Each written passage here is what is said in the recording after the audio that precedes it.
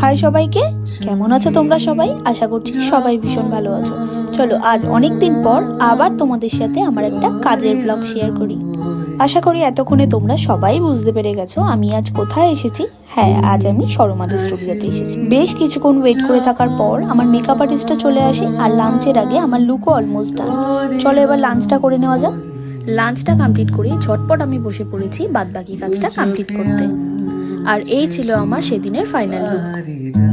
আর তোমরা ঝটপট কমেন্ট করে ফেলো তো আমার ফাইনাল লুকটা কেমন লাগলো তোমাদের। আর আমার এই সুন্দর লুকটা আমাকে দিয়েছিল আমার এই মেকআপ আর্টিস্ট। চলো চলো এবার শ্যুটটা কমপ্লিট করে নিই।